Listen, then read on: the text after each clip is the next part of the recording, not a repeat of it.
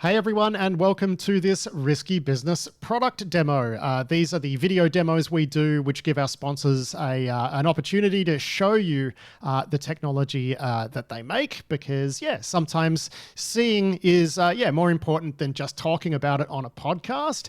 And joining me today is Scott Kuffer, who is a co-founder and the COO of Nucleus Security. And Nucleus essentially make a console or a web application that ingests vulnerability scan outputs from a variety of different technology and allows you to get all of that information in the one place. That could be your sort of Qualys and Nessus style scanners, web application scanners, whatever. And the idea is you bring it all into one place, slice it and dice it, and then give people an opportunity to access all of that data in one place. Scott, how did I actually do explaining your technology there?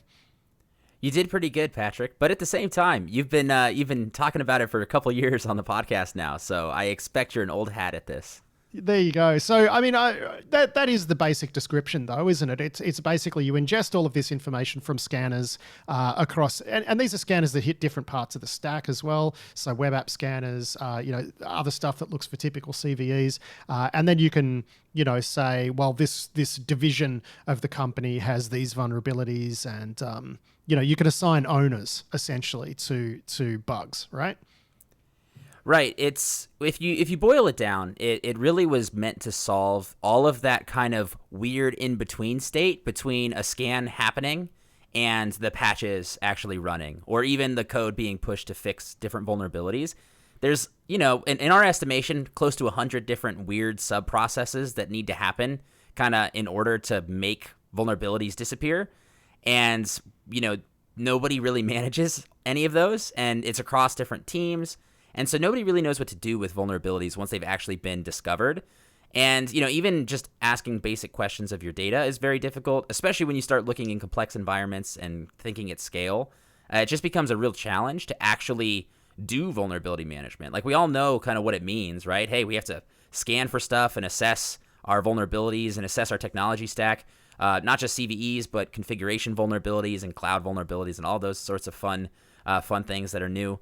But we have to actually get it fixed. And how do we do that is a really difficult challenge that really was sort of the root of what we're trying to solve. And being able to do that at scale through automation is sort of, I'll say, our bread and butter, right? And being able to do that for complex environments. Well, and I think really what you were trying to replace is the spreadsheet hell that people tend to wrangle to try to do this stuff in organizations. So, let's have a look at it. And as you mentioned, the more complex the environment, the more useful a technology like this kind of is when you've got maybe 5 to 10, 15 different types of scanning technology in your enterprise, right? Like it's going to make sense to try to aggregate all of that into one place. Let's take a look at it. So I'm guessing you're going to show us the console that you get, once you've plugged all of the scanners into it. Yes, that's correct. Obviously, I can spend plenty of time talking about how we get data in and out of the platform, and I'm happy to do that really quickly. But I mean, that's table stakes, right? If we can't do that, I mean, there's no point even doing the rest of it. And being able to do that at scale is also a challenge, right? Because you're looking at limitations not just of on the Nucleus side, but when Nessus was first created, it was not designed to export 50 million vulnerabilities, a day into other systems for management, right? And so there's a lot of work that goes into just being able to extract data at scale across all of your different asset management, vulnerability scanners, network, SAST, IAST, et cetera, right? And so the first thing that we're trying to do is there's sort of an administrative layer of just getting everything sort of set up, right? Which is, it's a pro and a con for a system like this, is that it's very flexible where you can sort of connect whatever you want into the system, right? You can go in and, hook up ServiceNow as much as you want. And we have, that's at the very basic level, from just a connector to pull in CMDB information to we have a ServiceNow app to be able to interact with like super custom, crazy fun ServiceNow environments that everybody seems to have, to just pointing us at CrowdStrike and like your EDR agent stuff and being able to pull that in and correlate it with everything. Because CrowdStrike has that spotlight thing, right? Which now generates a lot of... it's interesting. I mean, essentially what they do is they've got access to all the files on the host, so they can identify vulnerabilities and, save you having to run a separate agent to do vuln scanning on endpoints.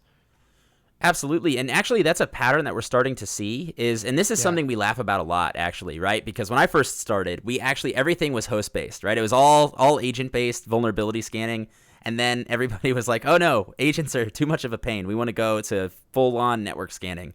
And then Qualys and Nessus kind of really took off. And then now here we are a decade later, and it's like, hey, we actually want agents again. I mean, if you can build it into the agent, then why not, right? If the agent's already there. So that seems to be the... I think the way that it works is they just take a file hash of everything on the host and then send it somewhere central and then do the crunching there. But I'm not 100% sure on that. Anyway, it's beside the point. Let's talk about Nucleus. That's right. So I could wax poetic all day about this stuff. But so connecting the tools is the one piece, right? So being able to extract data at scale and just pointing us in the direction of your scanning tools, and then getting that starting to ingest at scale is the kind of the big thing, right? The next step is we take all of that information and we start building an asset inventory, right? And this is actually one of those like dirty little secrets of vulnerability management, is that nobody can really do it well because nobody can do asset management well. And asset management is almost as important, if not more important, to the process as the actual vulnerability scan data itself. Because if you don't have the context and you're not deduplicating across assets, then like kind of what are you doing, right? You're going through PDF reports. And the joke that we always say is that no matter how much money you spend on vulnerability management, you're probably still using Excel somewhere. But the first thing that we do is we build all of your assets. We build essentially an asset inventory, and this is across not just the vulnerability data, but obviously the asset inventory as well. We're hooked into your things like AWS, and we're also deduplicating across all of those, right? So you could see, like, for example, this container image was seen by Prisma Cloud and Sneak, for example, right? And we're doing that across all the different types of tools. And then when you dig into the tool itself, not into the tool, sorry, into the asset, I'm a little rusty. We go in and we actually look at all of the data associated with a particular asset. And this is where the asset management takes itself to another level, which is where we say, hey, we have this asset record and it is being scanned and being managed in multiple different tools. And so we're actually going to have to take all of the metadata about that asset from all these different places. So in this case, this particular asset, which is just a VM, is in AWS, it's in CrowdStrike, and we want to be able to manage and report and automate at scale based on any of these different fields, right? And so just very basic things like, hey, is this the same asset as, a Nessus scan? And being able to tie that into the same thing, and then being able to build analytics on top of that so you have confidence that the data is accurate, right? So that's step one. And we do that across all different types of assets. We classify assets, based on the data coming in. And then from there, we allow you to start kind of grouping things together. And this is where the real power of the platform starts to come in, because we have this concept that, and this is something that blew our minds. This was probably the most widely deployed feature, like the fastest of anything that we ever did, was just a nested hierarchy of being able to represent your organization. I think that I actually talked about this on one of the podcasts one time, which was, I think I called it like org-based vulnerability management or org chart vulnerability management or something like that. So the concept there really is just, we have all these assets. These assets actually make up larger business objects. Those business objects could be applications, and then those applications could be owned by teams. Those teams could be within divisions. Divisions could be part of managing directors within departments.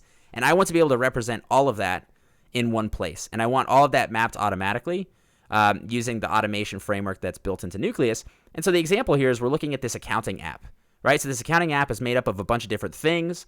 I can see all of the details around it. I can track, SLAs and scan coverage against that particular application, compare that application against different applications. People love gamification and being able to track, at these summary levels as well as the detail-oriented levels. But then, at the same time, if my name is Scott Smith, I'm a managing director, or maybe I'm Gabe Johnson, when I log into Nucleus or into the platform, I want to be able to just see the stuff that I own, right? So everything within Scott Smith, I can go in and I can see when I log into Nucleus. And that applies to the API. It applies to, we integrate with things like, AWS S3 to push all of the data to wherever you want. So we have a lot of customers that pump data into Snowflake, and just they can build dashboards based on any cross-section of their organization that they want. And all of the vulnerability data is associated with it, as well as so that they're asset like a hair away from being able to crap out a PPT presentation, shaming the divisional heads who are doing a bad job. This is what we like. Yes. Hey, look, user shaming. I'm not into user shaming. Manager shaming, whole other thing. That's fine. For sure. Yeah, and it's actually funny because we have some customers that they're just, big enterprise, global information security team, and they just want to be able to know, like, how is this business unit doing, right? Like, they're using Qualys, this other team is using Nessus. They're like, they don't know anything about anybody, and so they just want to be able to have. They want to get some insight and see like where they got problems, right? Like I understand why if it's a large company and it's a security management driven purchasing decision, I understand why that's a popular feature to get going with. It is, and that's it's funny because that's sort of like a byproduct, right? That wasn't even really the set of problems that we were trying to solve initially. We were trying to solve the vulnerability analyst problems. I mean, I think the first time I came onto the podcast, I talked about how this was a working man's tool, right? Not the prettiest, situation we got going on here, but very important, right? A lot like a plumber, showing jeans pulled down and everything, right? It's the same way. But so what normally happens though is a normal user, when they first log into the platform, this is where they're going to get dropped. Now, I should also mention we're completely a multi-tenant environment, and so we have a global level above even what we were looking at. And so when I start talking about big enterprises or MSSPs wanting to manage multiple different data pools, especially doing that across entire global organizations. So imagine you're like a giant manufacturing company, like I'm just going to pick a random one, let's say like Toyota, and you've got Toyota North America, you've got Toyota South Africa, Toyota Europe, and all of those are actually completely different businesses, but you need to manage that risk holistically and present that to the board. You need to be able to do that kind of across different data pools and different, jurisdictions and data sovereignty. So when I talk about like big, complex problems, that's the kind of stuff that I'm talking about. But most normal users, that's abstracted away. And this is what they're going to look at is they go into a project dashboard and they're like, great, I have a whole bunch of stuff boiled down for me, such as all of the scan data that we've ever uploaded, the SLAs, because gotta have those SLAs, the specific top high risk vulnerabilities that I care about, and then being able to have all of the tools available to me to do what it is that I need. So the next kind of most common set of use cases is where we start looking at the vulnerabilities themselves, right? And so the active vulnerabilities page is really the next sort of central place where analysts are going to work out of. And what we're doing here is actually pretty interesting. So we take all of the vulnerabilities across all of your different scanning tools. So, we had those like 50 different, or I think it was more like 10. That was an exaggeration, sorry. More like the 10 different scanning tools that we're showing on the project dashboard. And then you can go in and we have that all normalized into something we call unique vulnerabilities, charted down and deduplicated down basically by unique instance, right? So if I have 50,000 cross-site scripting vulnerabilities, I just want one cross-site scripting vulnerability and have 50,000 instances of a cross-site scripting vulnerability, right? That's the idea, right? Because you don't want a table with millions and millions of things. You want to be able to start grouping and categorizing. Your finger is going to get sore from doing the scrolling on the mouse wheel, right? Yeah, it is absolutely true. Think of the fingers. Thinking of your users' fingers, Yes, we used to have an infinite scroll on this table actually, and then we decided to go with paging, even though we hated paging because it was just too much scrolling and the little bar got way too small. But so what we're doing here is we're looking across not just CVEs but any type of findings, right? So this could be configuration vulnerabilities, this could be cloud, CSPM stuff. We've got compliance type findings as well. So you can manage all different types of findings in one spot. And then the next step is we're actually enriching all of this data with Mandiant threat intel. So I had mentioned this at one point, and I know we used to disagree a little bit on the kind of validity of having threat intel built into it. But but I mean that's actionable threat intel, right? Where because this is a thing for those of watching this who don't know, Mandiant actually do offer a threat intel feed that essentially tells you which CVs are actively being exploited and by who, right? And that's when you've got all of this data in one place, that's certainly going to help you prioritize stuff, especially if it is a global corporation. It might allow a CISO, she might have a look at this info and say, well, clearly we got to fix that one urgently. So no, I certainly think I'll allow it. Let's put it that way. I will say I agree with the idea of abstracting it away, right? Like, so a lot of vendors say, hey, we're going to we're going to create a risk score out of all of those attributes. But we worked out a really great partnership with Mandiant where they basically said you can take Mandiant and just embed it directly into the platform. Yeah. And so we have all of those fields available for analysts, and you can start using these fields to make decisions. And then when you start tying that in with our automation, you can make decisions basically over and over again at scale, where you could say, hey, I actually want to prioritize something differently based on the different fields available. And so, for example, if I click into, say, like Apache Log4j here, I'm going to pick on that one just because it looks the coolest with the threat intel stuff, right? But this is meant to be the workbench for the analyst to be able to track and triage and do all of the kind of tracking process that is essentially that you have to do after a vulnerability is discovered, right? Just what's the state of the vulnerability? Where does it exist? What is the specific kind of details that caused it to trigger in the scanning tool? What do we want to do to that instance of that vulnerability? Who owns it? What's the state of it? Do we want to set due dates on it? All of those kind of call it like the manual processes that you would normally have to do and that a lot of people are using spreadsheets for, or like some random custom database. Or we've seen some really crazy stuff where they've like built middleware into like Archer and then pull that out into like a SQL database. It gets pretty crazy when you start talking to some of these bigger customers. But when you start looking at the threat intel piece, this is where it gets pretty exciting on my side, because we have all this data available to you. Obviously, you've got the NVD information because a lot of people like to use CVSS version 2 or version 3 or whatever it is that they like to use. But we also pull in the Mandiant data. We integrate with this feed called EPSS, which is maintained by First. It's an open source kind of prioritization score. And then obviously we've got the known CISA. It's now called, they've rebranded it to the CISA known exploitable vulnerabilities list. But the CISA BOD was the original kind of directorate that they came out with, which is, hey, is this vulnerability part of that CISA list? And is there a due date? And especially if you're a government organization or critical infrastructure, you would like to align yourself with that CISA list of everything that you care about. And then all of the fields that you could possibly ever want to be able to kind of triage off of. So if I'm an analyst or if I want to start building automation into my vulnerability prioritization pipeline, it's like, hey, maybe I actually am tracking certain APTs that I care about, and I just want to look at and, raise the risk of all vulnerabilities that are being attacked or, being used in campaigns associated with certain APT crews. Just basic example, but you could use anything, right? All of the vulnerable products that you have, any associated malware, exploit consequences, the Mandiant analysis is all here if you want to read it. And obviously we're very fortunate to have this partnership with Mandiant.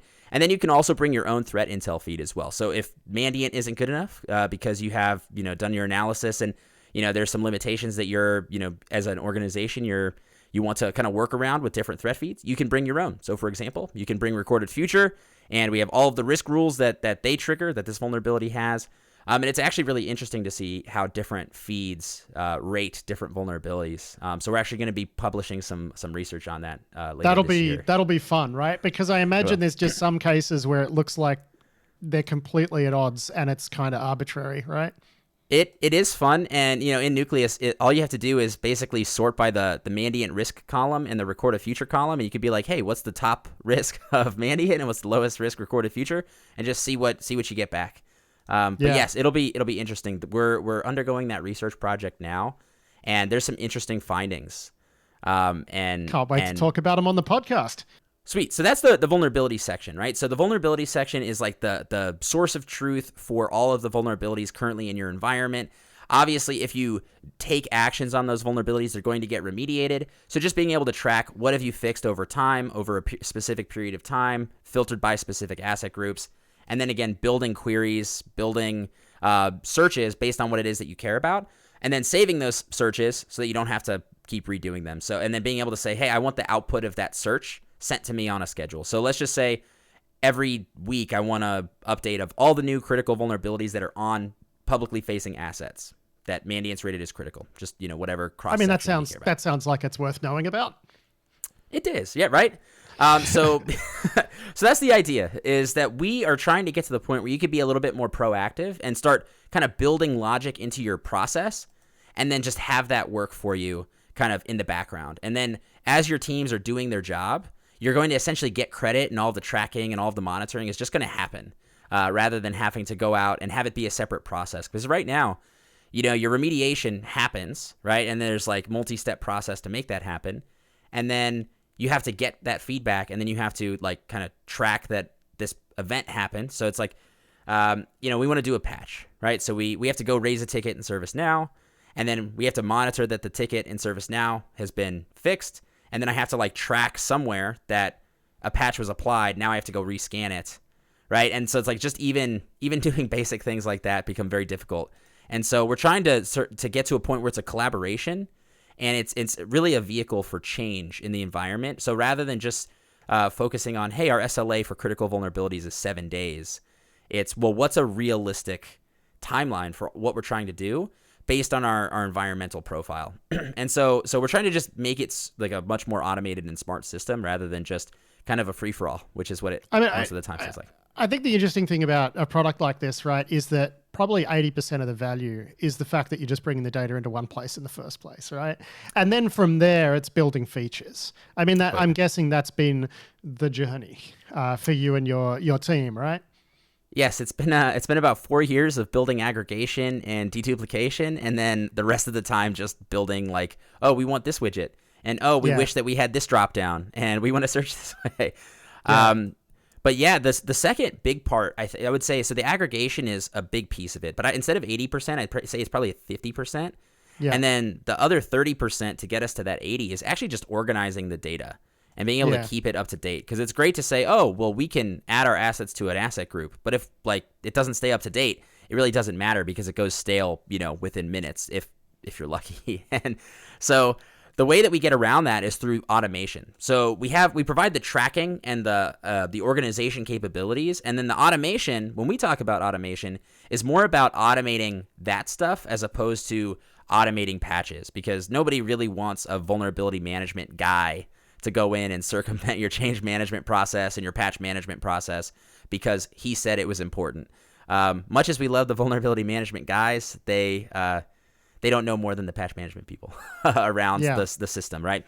So the way that we do that is through a rules-based system that essentially is meant to reflect a vulnerability processing pipeline. So we start by ingesting data from your asset inventory and your vulnerability information, and then we essentially say, well, what type of asset information do you care about, right? And so we're actually allowing you to have access to all of the different metadata from all the different systems that you could possibly ever care about. And then match on any sort of information that you care about, whether that's through like regex or, kind of any sort of matching that you could possibly ever want. And then once you've matched on essentially saying, hey, what is the set of data that we actually want to match on? What do we want to do with those assets? So most of the time, you're going to be defining ownership of assets and risk attributes for those assets so that you can more appropriately make better risk decisions, right? So being able to say, hey, this asset actually is public facing or not public facing, right? And then at the same time, we're going to go in and actually just add an asset to a group. But we want to do that dynamically, right? Because if you wanted to add an asset to a group over and over again, you'd have to predefine every single group, which would just be a giant nightmare. And so what we actually have built is a dynamic templating language, like kind of like the MailChimp language thing. But what it essentially does... This is so obviously a feature request that... Oh yeah, because people were having to do it manually before and complained, and then you had to build this, and it's cool, but like this is so obviously the result of someone's pain. Oh yeah, for sure. Right? And so just being able to say, hey, we actually have 3,000 teams, and we just want to assign the asset to the team from ServiceNow, right? Yeah. Like, and then as they move in ServiceNow, we want them to auto move in Nucleus. So it's like very, very simple kind of stuff, but it allows you to build out those hierarchies where you can actually say, hey, we actually have a business application in ServiceNow, and then underneath the business application, we actually have other fields that we care about, right? So I can actually go in and say just whatever we'll call it, BU. And then, so it's like I actually can keep that entire nested hierarchy up to date with one rule. And so it makes it really and the interns of the world sighed in relief that they didn't have to do data entry around this stuff anymore, basically. That's right. Well, the interns and the underpaid vulnerability analysts that were being told that was what 90% of their job was. Right? But it solves some real problems. And I know that this is the part that's, I think, it's kind of funny on one hand, but it's also like part of why Steve and Nick and I had such a frustration with this problem not being solved. It seems so obvious that there are ways to make this job easier, especially when you start dealing with millions and millions of vulnerabilities and you've got 5 people on your vulnerability management team or 1 person on your VM team, that it's like it really blew our minds that this didn't exist yet, because we're not really, I mean, I'm not going to say that we're not redefining the world or anything, right? We're literally just automating all of the manual trying to crap. make using what you have easier, right? Which is, Right. it has been a bit of a blind spot for the industry for a while. I mean, I think there's more stuff up and coming now, but it is pretty staggering the degree to which like this wasn't really much of an industry sector 5 years ago, you know? It is. Especially when you're talking about those big companies that are using, and you know, you got to recognize that companies do wind up with a mix of vulnerability scanning technology. They acquire other companies. You know, the core company might be a Tenable shop. They acquire a place that uses Qualys, right? Like the fact that we've been a little bit light on tech that glues those two things together is, a bit insane. So I agree. Yeah, it's really insane when you think about the fact that if I'm a giant software organization, right? Let's just like, you know, whatever. Let's say I'm like an Oracle, right? I've got 15 business units and they all operate somewhat independently from each other. But I'm, you know, Log4j hits the news. Let's just say like a vulnerability hits the news and they're like, hey, are we vulnerable? They have no clue at all. And it could take 6 months to find out if they're even vulnerable, because they have to go ask every business unit. Every business unit head's like, I have no idea. And so they have to go ask their vulnerability management teams, and then their VM teams are like, well, what are all of our scanning tools that could find Log4j, right? Well, it's actually Sneak. It's, you know, any of your SCA tools. You can find it in, you know, OWASP dependency check. You can find it in AWS Inspector. You can find it in There were Tenable, so many different right? ways to find some of it, but not all of it. Like even Rumble had a way of identifying quite a lot of software that was vulnerable to Log4j, and they're not even a Vuln scanner, right? So Exactly. it's it was a wild ride, I imagine. So being able to, you know, pull all of the data from all of those tools into one place makes a lot of sense. Yeah, it's pretty wild, but you know, the part that gets me really excited is actually this part of all of the stuff that we do, is because it's essentially just a really simple rules engine to essentially go in and say, well, what do you want to actually do with vulnerabilities? So we have all of those threat fields available, right? All of the mandiant data is available, your recorded future data is available, EPSS, etc. And I could literally just go in and say, hey, I want to be notified if a mandiant critical risk vulnerability shows up and it's on an externally facing asset, right? I have all of those asset fields just like anything else, and I can auto assign them to any of the teams that they're responsible for. But just, you know, for the sake of argument, externally facing asset, what do I actually just want to do with vulnerabilities? And then that way I can track them, right? So setting a due date. So if it's an externally facing asset, maybe I set the due date lower than non-externally facing asset, right? Very basic use case. It's really difficult to do across an entire organization. Or being able to auto mark vulnerabilities as false positives if certain criteria are correct. Or even just being able to say, hey, who owns this vulnerability? That's the one when you keep seeing the same false positive. That's one where you can just go and use that rule to hammer it away, right? Exactly. But most commonly, people are using the assignment piece, so that way they can actually go in and just say, hey, what vulnerabilities are assigned to who? And then clicky button, and you're on your way to a report to just say, hey, give me a comparison across all of my teams. Who is doing well over the last 30 days or the last 60 days? Who's going up? Who's going down at both a risk level, because everybody wants everything abstracted to a risk layer, as well as my raw vulnerability numbers, as well as my SLA numbers, right? It's like your three different kind of ways. Then you can do stuff like say, well, are the team not doing a good job, or are there differences in their stack? Is it a difficult to manage stack as it turns out, right? Like maybe we should think about that. You can start making some decisions based on that info. Exactly. And then once you start making those decisions, it becomes a lot clearer too, right? It's like a lot of people are sort of just making decisions in the dark without really understanding what they're doing. They're kind of saying, oh, industry best practices, SLA of 14 days. So they just kind of make that their SLA. And then they go and they look, and you know, we see vulnerabilities from 1999 still open in certain environments, right? And it's like, well, your patch management team, which is where you were pulling that data from, says you're at 99% patch compliance. And then what they were doing is maybe they're just not uninstalling the old versions of the software. They're just installing new versions of the software and saying, oh, okay, we're actually good.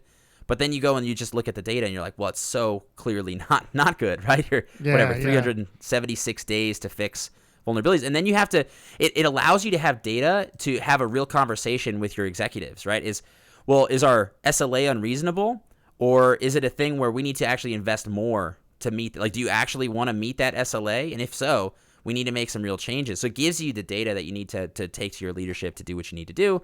And then obviously they, hopefully, can get some insight out of the data as well. But then the ticketing piece is kind of a whole other piece of Nucleus, right? We're not so arrogant to think that we can manage every single workflow for every, big organization out there in the world.